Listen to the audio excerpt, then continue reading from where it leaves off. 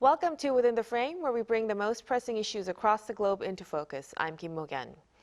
North Korea and Russia are tightening their strategic partnership. Over the weekend, the Russian Foreign Minister Sergey Lavrov touched down in the North Korean port city of Wonsan for high-level talks with his counterpart Choe Son-hui.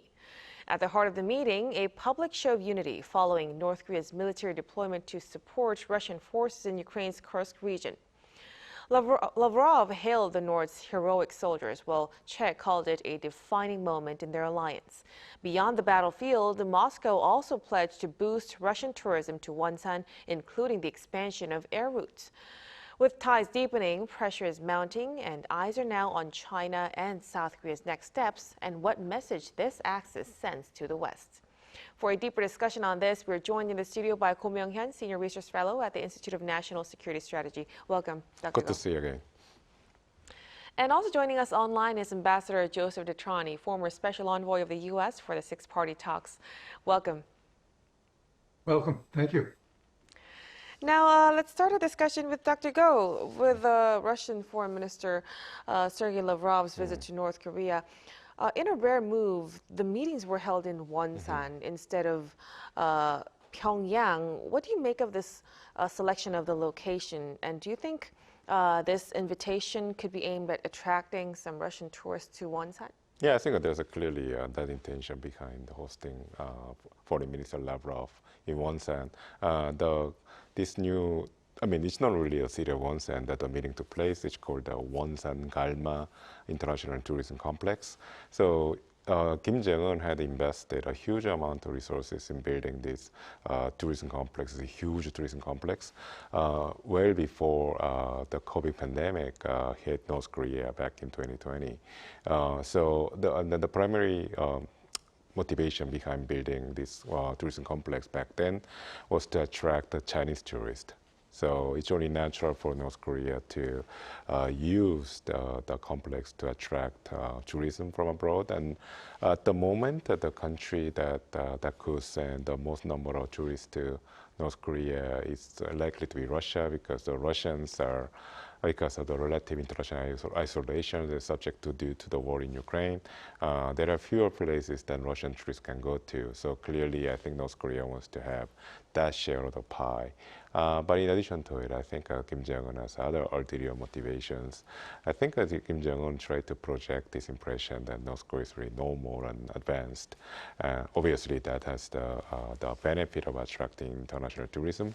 But also, it's very interesting that the location, which happens to be, the Wonsan Galma complex happens to be right next to one of the Kim Jong-un's favorite villages, the villas, that a retreat that Kim Jong-un uses for downtime as well as for holidays. So, and then that function kind of doubles, very similar to the Mar-a-Lago complex that President Trump has in Florida. So if Kim Jong-un wants to highlight this location for international meetings and for strategic dialogue, which was the purpose of Lavrov's meeting in Wonsan this time, it could be that Kim Jong-un is also sending a message to not just to President Trump, but many leaders in the world that Kim Jong-un is again open for diplomacy. Mm-hmm. And then if they come to North Korea, they will be coming to this shiny new tourism complex in Wonsan Galma. Right. So it does seem like he made use of this opportunity to kind of boost the nation's tourism as well. Now, something noteworthy is Lavrov's statement, where he said there's no reason to reject North Korea's sincere acts of solidarity. Would you interpret this as an indirect request for North Korea to send additional troops, Ambassador? And how likely is it that Pyongyang will dispatch more forces? No, I do think it is an invitation for North Korea to send more troops, and I think North Korea will send more troops. They'll send more engineers. They'll send more, construction workers. I think the relationship between Russia and North Korea now has expanded exponentially, and it's a very significant relationship. It's a very strategic relationship. And I think the Lavrov visit and Shogu, the former deputy minister of defense, or the minister of defense, the former minister of defense, his visit. I mean, this is indicative of Putin, Vladimir Putin, putting so much effort into North Korea and working to enhance that relationship with the DPRK. So yeah, I think it's very significant, and I think we'll see much more of North Korea working closely with the Russian Federation in their war of aggression against Ukraine in the Kursk region. But I think it will go beyond that, and a lot will be coming into North Korea. Certainly satellite assistance, nuclear assistance, ballistic missile assistance, but also food aid and other humanitarian, if you will, related issues. So yeah, I think it's a very strategic relationship between the DPRK and the Russian Federation. Right, so we're definitely seeing a lot of cooperation between the two sides. Now, staying with this, Lavrov has also reaffirmed that Russia will be a steadfast ally of North Korea. Dr. Go, what do you read into this? And do you think Russia could become a major variable in South Korean President Lee Jae-myung's push for inter-Korean re-engagement?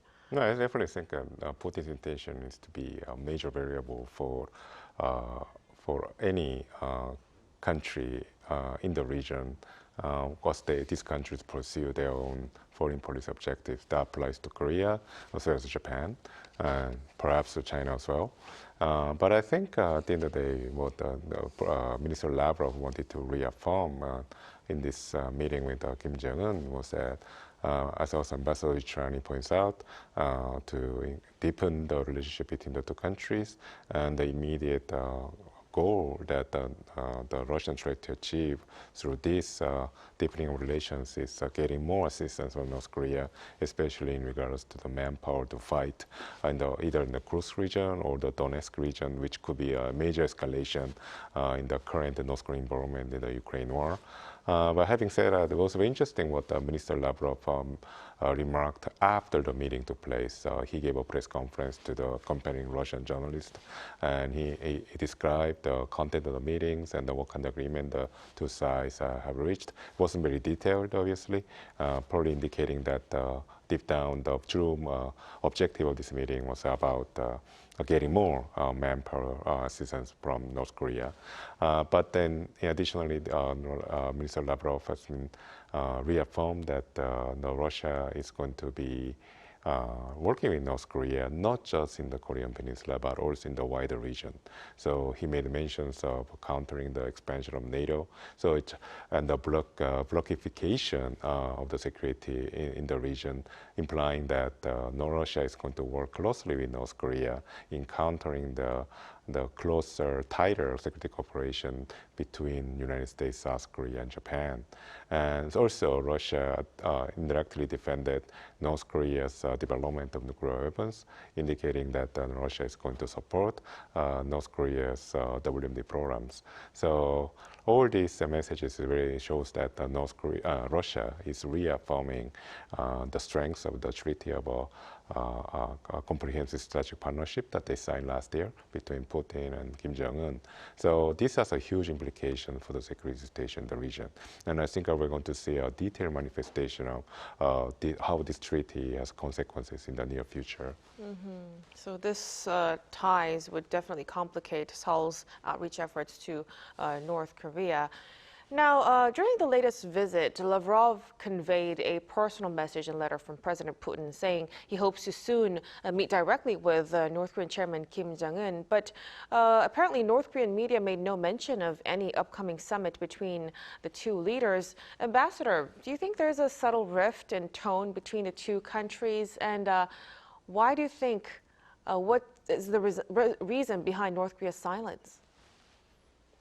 Well, no, I don't think there's a rift. I think Vladimir Putin is working to enhance that strategic partnership with Kim Jong-un and North Korea. So no, and I think that likely there will be a Putin Kim Jong-un meeting, whether it's at Wonsan or Pyongyang or maybe even in Moscow.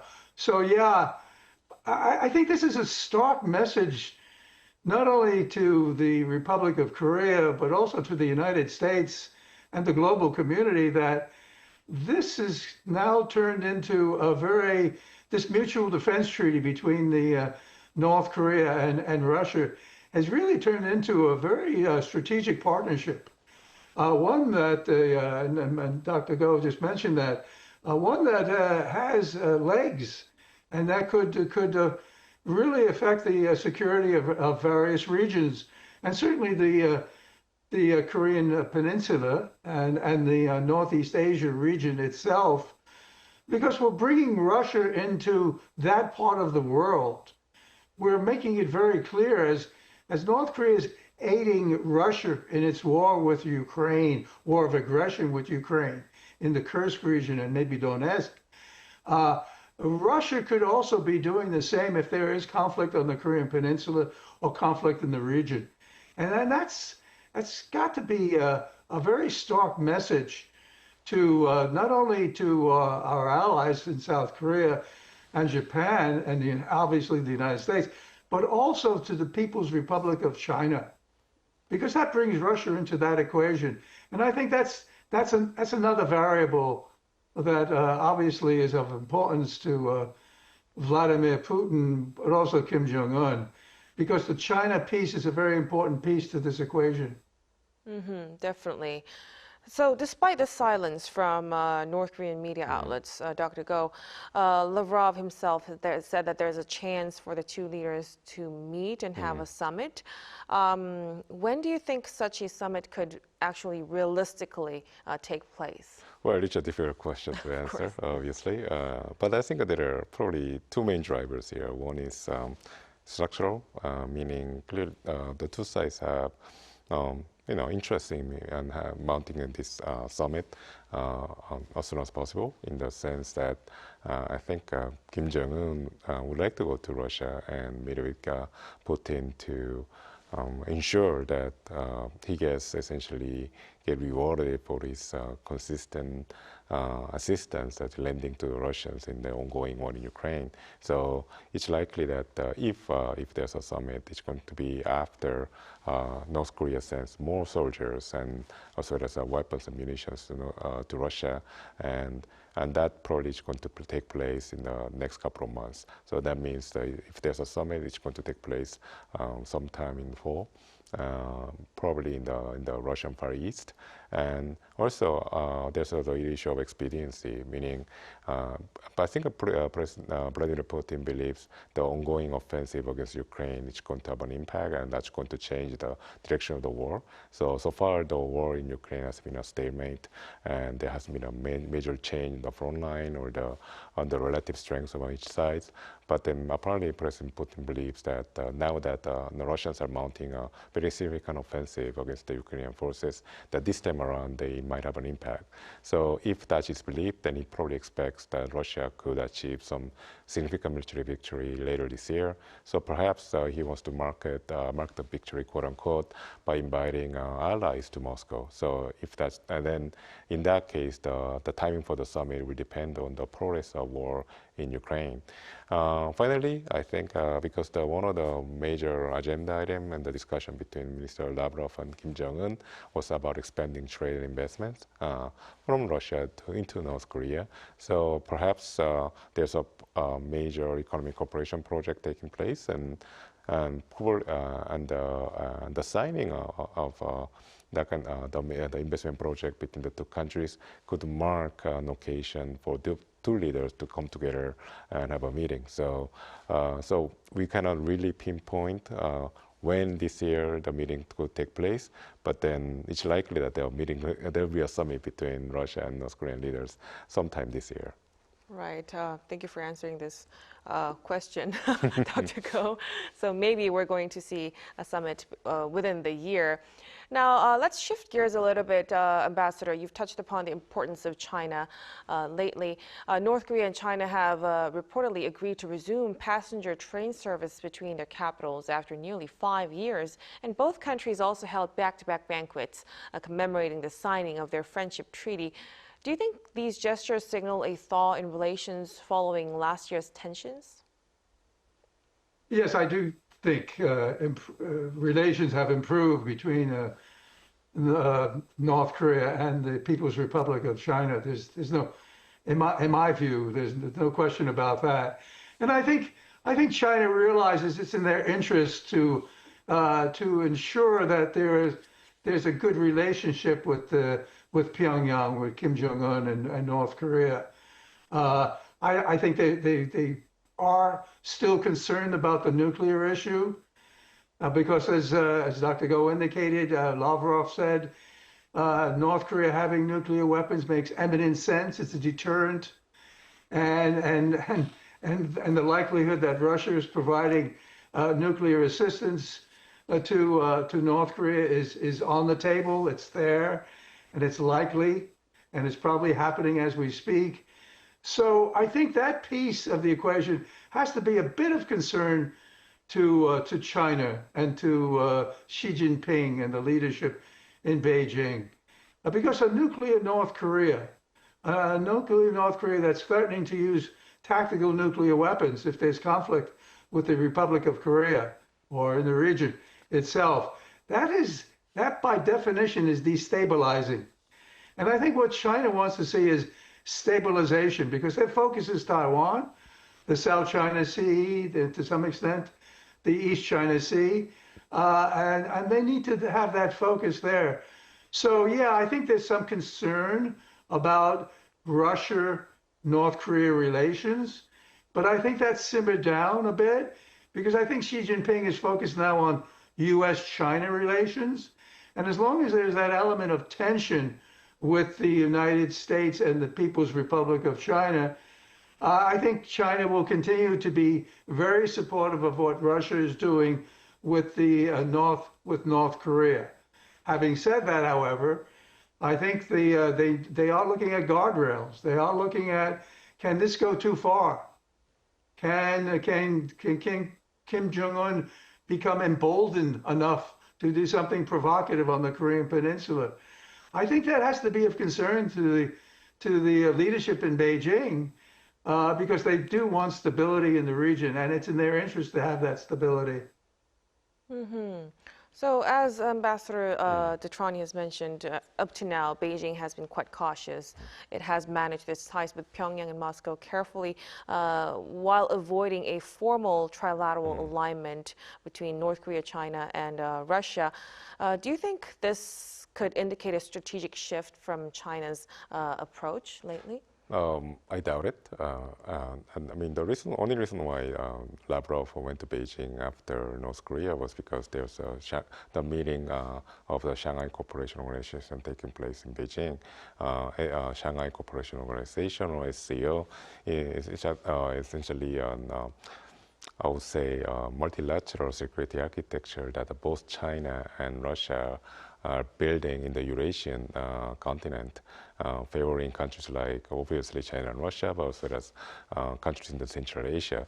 So Lavrov went there because it's a scheduled meeting, and I don't think that China tried to make use or take advantage of his visit and his prior visit to Pyongyang also on occasion to send a message that China, Russia, and North Korea are coming together to create some sort of alignment or alliance to counter the growing U.S. pressure on these three countries. And I think we also have to understand that the internal dynamics of these three countries, even though we see them as a possible bloc, I don't think that China considers North Korea to be its equal. So, I mean, this is a very fundamental different approach that Russia is taking towards North Korea. The multiple visits by high-level officials, including the President Putin to North Korea, and then also the kind of the body gestures as well as the statements that come out of these meetings indicate that Russia wants to treat North Korea as a partner country. But then you don't see this kind of approach mounted by China towards North Korea. Clearly, China views North Korea as a junior partner. North Korea would like to disagree with that characterization, but then it's really up to China, not to North Korea, how China treats North Korea. So I think China clearly it derives value and benefit from aligning with North Korea and Russia in this trilateral kind of security alignment. But I don't think China wants to be seen as a partner in crime with both Russia and North Korea, which are very toxic countries at the moment. But also because China doesn't view North Korea as a comrade country or partner country, unlike Russia. So I think this is going to be one of the factors that ensures that this trilateral alignment between China and Russia and North Korea doesn't evolve to the level that we see in this part of the world, which is the trilateral coordination that we see between Seoul, Washington, and Tokyo. Right, so it's really early to jump into assumptions, and China's next moves would definitely be critical for the geopolitical landscape moving forward. But as of now, we'll have to leave our discussion right here. Thank you so much for your time and for your insights tonight, Dr. Go. My pleasure. And Ambassador Detrani, we appreciate it so much. Thank you. And that'll be all from us on Within the Frame. Be sure to tune in again next time as we continue to explore the stories that matter. Until then, stay informed and engaged.